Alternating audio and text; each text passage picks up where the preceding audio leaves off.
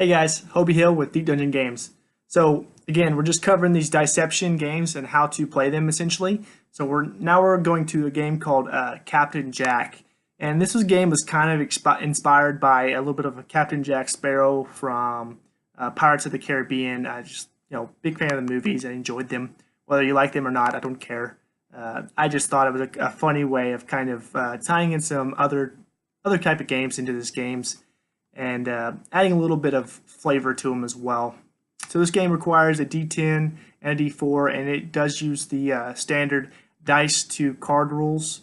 Essentially, you roll dice to pull cards.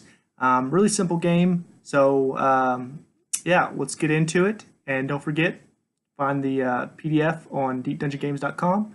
Get a physical copy or a physical hardback or a physical softback through Drive-Thru RPG, print on demand, or if you're on Roll20, we're on there too. So just check us out and support us if you want to. Anyways, let's check out Captain Jack. All right, guys, so we're going to be doing Captain Jack. Okay, so this is going to be using the standard dice to card rules, right? So we need the D10 and we need the D4 per the usual method. So as you know, the dice to card rules, a D10 determines the basically the face card or 1 through 10, so ace through 10, and if you do happen to drop a 1 on the D10, then that means you need to roll this guy to figure out the essentially what if it's an ace, jack, king, or queen. Yeah, so there is that.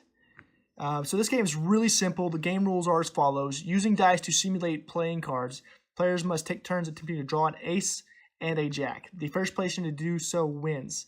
And I do repeat, you got to draw an ace and a jack. Easy, yes, but not so fast. Other drawn cards are different effects. A king skips the next person's turn. A queen allows a player to draw 2 more times. A 10 will reverse the direction of play.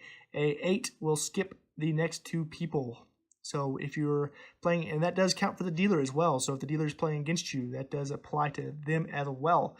So let's get into it. So it's my turn, and I'm going to be simulating as we would as I'm playing with, say, 3 other people or 4 other people, right? So roll this guy. So I had a 4, so I do not draw a face card. Sorry, I do not draw a face card, right? So it's going to go around the table. Oh, let's just do that. The next person rolled 5. Oh, so they draw a face card. So now they need to figure out what type of face card. They want a 1 or a 2 on the D4, right? So a 1. So they do not draw a face card because that would give them a queen right there with 3.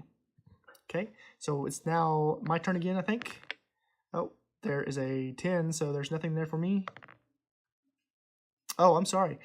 So go back to that one guy. I almost forgot my own stinking rule that I made up. So that person drew a queen, right? So now they get to play, they get to roll 2 more times. So they would roll that guy wouldn't matter. Okay, so my turn. 7, nothing happens. Got a 6, nothing happens. 4, nothing happens. 6, 10, 9, 8. So this one, the next 2 people next to this person would get skipped. So it would go boom, boom, and then back to the next person. Okay, so again, this would go on until someone either draws the jack and draws the ace and wins the game, or you quit because you're sanity, because you're rolling a lot of D10s. So it's supposed to simulate the idea of that you're the ace captain. You're the captain of the high seas.